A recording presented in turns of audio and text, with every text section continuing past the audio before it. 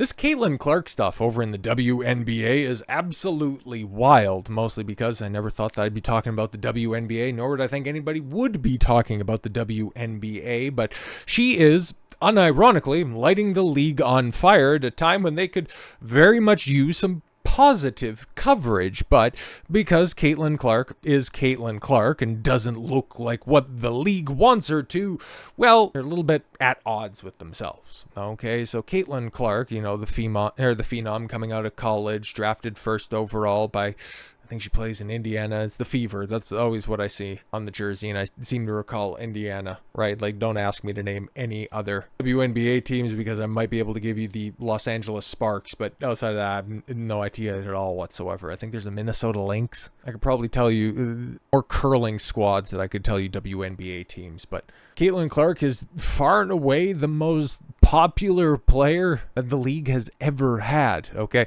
Leading to the fact that the WNBA is on track to turn a profit for the first time in the league's history. Okay, not recent history, in totality. She's so popular and people want to see her play that they have moved a couple of games to NBA-sized arenas to fill the number of people wanting to see her play. And you would think that the league would be more than willing, bend over backwards for her. But instead, you have a bunch of players that are just envious about her success, taking it out on her personally. Caitlin Clark is being targeted, says veteran UConn women's basketball coach. And yeah, within the past couple of days, she's been body checked, elbowed, knocked to the floor. And it's not like she's on the court lighting it up. Like, she's had, I think she had a game or two where, you know, she put up a really decent score line, but yeah, her season averages, they're fine, okay? But she is a rookie and she's only played, I think by the time that you guys are seeing this video, 12, maybe 13 games. So yeah, it's early, right? But she's wildly popular, and that's pissing off your average WNBA open air clam bank. Gino Aramena, okay, the basketball Hall of Famer. I'll take your word for it. And veteran coach of, yes, UConn's women's team. Oh yeah, she's the one who's won like 1,000 games and nobody can pronounce her last name. Said he thinks Indiana Fever player and #1 draft choice, Caitlin Clark, has been targeted with physical play. I mean, it's really tough to dispute that. She's facing the rookie challenge, rookie hardships that are inherent with being a rookie. Say rookie again, Araman. Told reporters in Connecticut she's also being targeted. But yeah, of course. Clark's confrontation with other teams reached a head on Saturday when she was blindsided and knocked to the floor by Chicago Sky guard Chennedy Carter. His name is Chennedy, huh? All right, on an inbounds play, the referee called it a regular foul at first, but was upgraded to a league flagrant 1 by the WNBA upon review. Yeah, because she was knocked to the ground. It was not great. I'm going to say Gino said that while high-profile players attract attention, he thinks it's been more extreme with Clark. Yeah, I wonder why.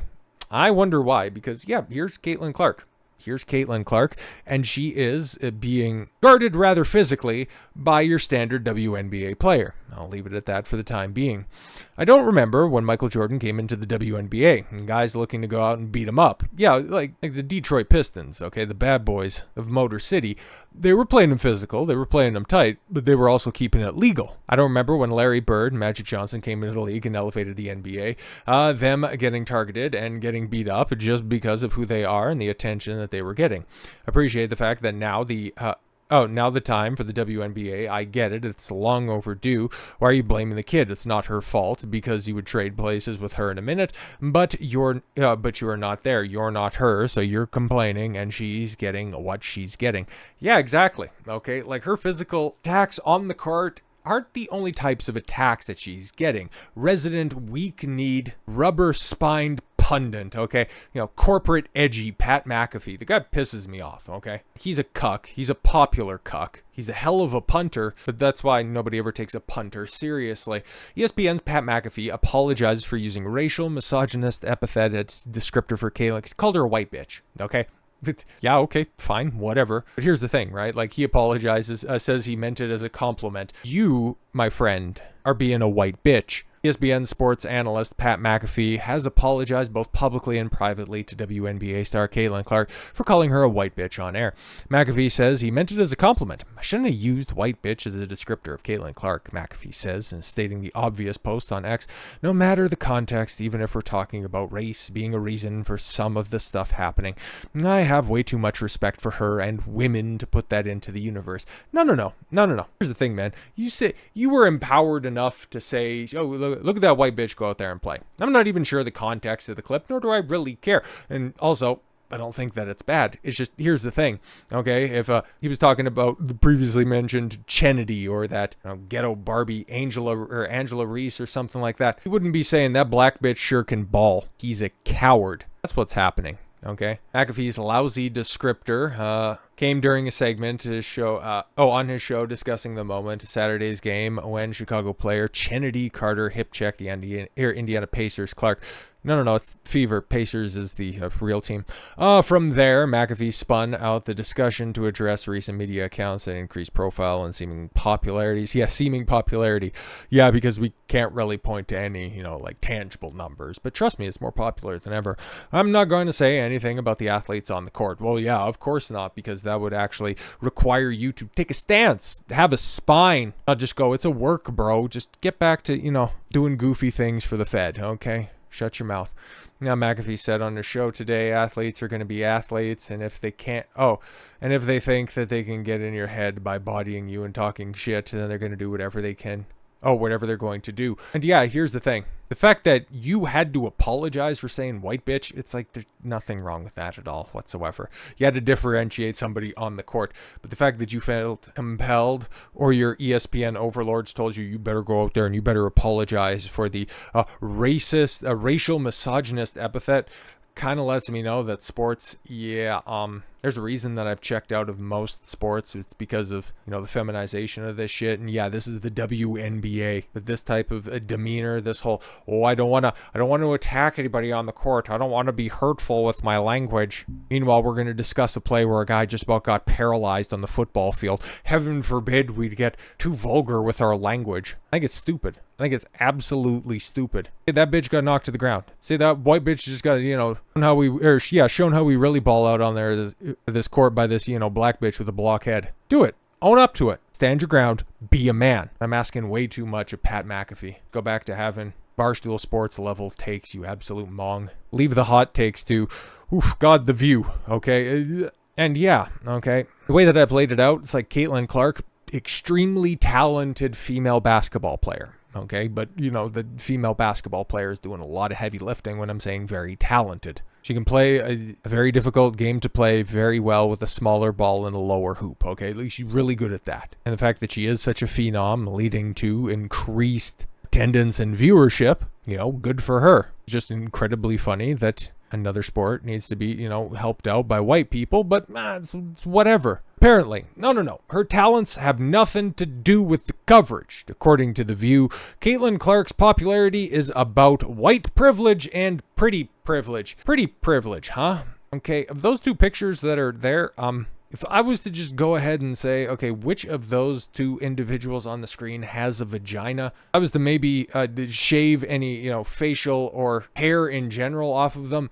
you would be hard pressed to come up with an accurate response. Okay, I'm just saying, man, pretty privilege. Pretty privilege. And also, if you're saying that, this right here, it needs to be the face of the WNBA, what are you saying about the rest of those bitches? Oof. You don't want to say white bitch. You don't want to say black bitch. You want to say ugly bitch? Sunny. Come on now. View co-host Sunny Hostin argued that white privilege and pretty privilege played a role in Indiana Fever star Caitlin Clark's popularity during the ABC's talk show Wednesday. I do think that there's a thing called pretty privilege. I've never had to suffer from it, but I've heard about it before.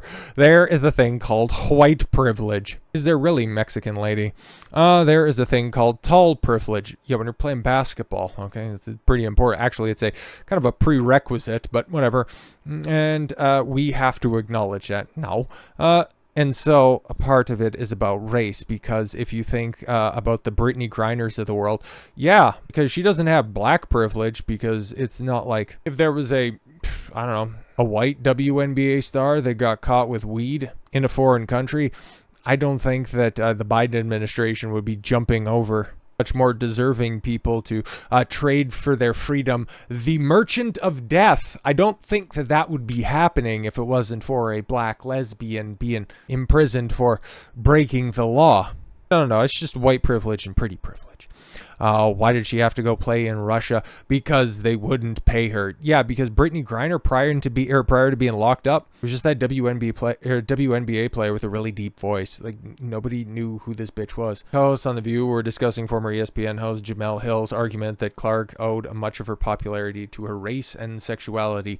Would being a straight white woman? Is that what we're talking about here? Yeah, man. I mean, I guess, and that's probably a perfect example of it right there. Okay, yeah, she's white, very much so, okay, and she's pretty. Well, when you compare and contrast her to, I don't know, whatever the fuck's behind her, you might have a point right there. The way that she's getting attacked, okay, this athletically gifted white bitch, the way that she is getting run through the ringer by the media and by the jealous folks that are on the court, I mean, hey man, if I had an opportunity to go play literally anywhere else, Russia, if they're going to pay me better, if Habibi's going to try to fly me out to Dubai, okay, to start up a league over there, I'll be taking advantage of that stuff, because as been on display, okay, since the beginning of this season, just the ungrateful nature, just the desire to tear her down. The one person that is making your league relevant for the first time in nearly 30 years, the fact that you guys are trying so hard to try to tear her down, I'll just take a look at my surroundings and go, is any of this shit going to be worth it? So yeah, I do appreciate what she's doing. It's just still, at the end of the day, the WNBA. So there's only so much carrying I can actually do. So with all that said, thank you all very much for the gift of your time. I've been Don Consuelo. I want you to follow your gut and get after it. Take care, everyone.